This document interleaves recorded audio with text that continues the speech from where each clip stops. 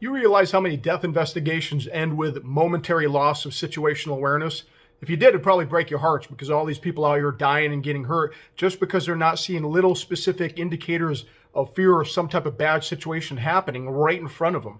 If you want to scan a crowd quickly, you need to have some type of method so your brain doesn't get overwhelmed. When people walk into a room, what they usually do is they try to scan everything and take it all in at once.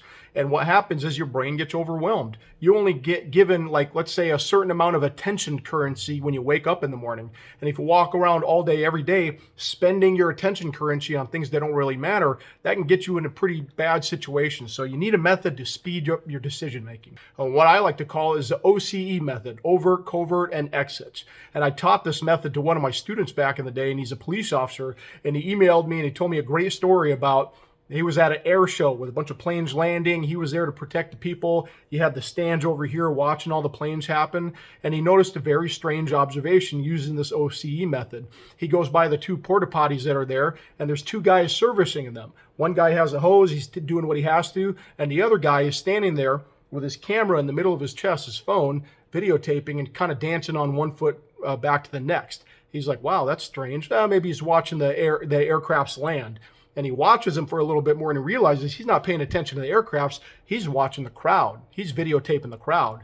That's enough information for my friend. He went and grabs him up, and through a long story short investigation, there was definitely a plot there to hurt everybody at the air show. Not that air show, maybe one about a year later, but they're definitely in some type of planning stage. And using this method, he was able to spot that. So what does each one of them stand for? Is this. The first one is overt. So whenever you scan anything, you want to scan from near to far. You're looking for overt threats. Weapons, weapon systems, knives, machetes, things on fire, screeching, glass breaking, engines revving. A good thing here is to walk into a situation, if you haven't been there that long, and scan people's faces, see what they look like. And if you have a bunch of people with, hand over mouth, eyes wide in fear, hey, you maybe just walked into a sticky situation. Tall guy in a camouflage jacket. Sometimes people carry weapons in here, and they drink too much. Team's not doing good. Bad things can happen. So we're clearing for any overt threats near to far. Why do I do near to far? Because the closer someone is, the easier it is for them to kill or hurt me. All right, so I've scanned and I have no overt threats. Now we're going to move on to the next one, which is covert. All right, this is a little bit trickier than the other one. It's not so in your face. Things like patting, adjusting, checking. Look, if you keep tapping or adjusting a certain part of your body, I have no idea if you have a gun or a bomb or cocaine. I do know is whatever you're paying attention to, that's very high on your, attention scale. So now I'm going to pay attention to that thing too till I can prove otherwise. Look for people's attention when you walk in a room. Look, everybody should maybe acknowledge you when you walk in a room. Maybe the bell on the door rings. They all kind of look in your direction. But what should everybody pretty much do? Go back to what they were doing before you walked in the door, right? Except for the 2 or 3 individuals in the back who all of a sudden their attention lingers just a little bit longer on you, or maybe it stays on you. Hey, guess what, brother? You have my full attention. Player 2 has entered the field. Like objects, like my camera. So not necessarily, that camera wasn't necessarily a threat for my story, but it could be a potential threat. And that's what we're looking for when it comes to covert. And finally, the last thing being exits. Everyone's like, oh, okay, everyone says watch for the exits. Yeah, again, everybody does say that, and everybody sort of does a good job of it, but everyone stops. When they figure out where an exit is, they stop there. Fire! Oh, fire! Oh, my goodness! What's the procedure? What do we do, people? The phones are dead. Oh, how did that happen? You got a couple more questions you need to ask yourself, like what type of exit is it? How does it operate? Do the doors swing out? Do the doors swing in? Oh, here's a door. Check that one out. How's the handle? It's warm. Okay, go to the back door. Another option. Another option. Jeez. Okay, settle down, everyone. No I forgot my purse. Leave it, woman. Get out of the way. Go, go, go. Things can be replaced, Phyllis. People, human lives, however, can... Is it a bar door? How would I barricade this door? Okay, if I had to barricade this door, how would I do it? Are there heavy objects around?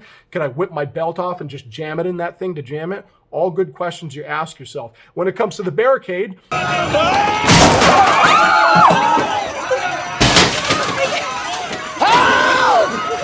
you don't want to barricade something so hard that you can't get out of it yourself. Think about that. If you barricade, you got to make sure, hey, if I have to get out of here, like a fire or a shooter walks in here, how am I going to get these people out of my barricade? That's another one. People just stop. Oh, I've identified the exit. That's all I need to do. No, there's a couple more questions you have to ask. And the final one, this is the best thing you can do when you walk into any situation. When you first walk in the door, ask yourself this question.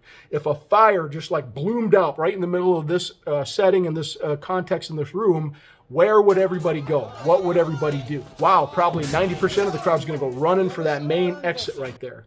Why do I need to know this information? Because that's not where I'm going to run, all right? I'm going to identify the second closest exit where maybe no one's paying attention to that as much as that big one where everyone came in, and I'm going to take me and my family. I'm headed that way because you never want to get stuck in a stampede or get cannibalized by some of those exit routes. Okay, that's the wrong way. We've already tried that. Remember your exit points. Exit points, people. What's next? Huh? Stay alive, I'm getting help! Pull me up!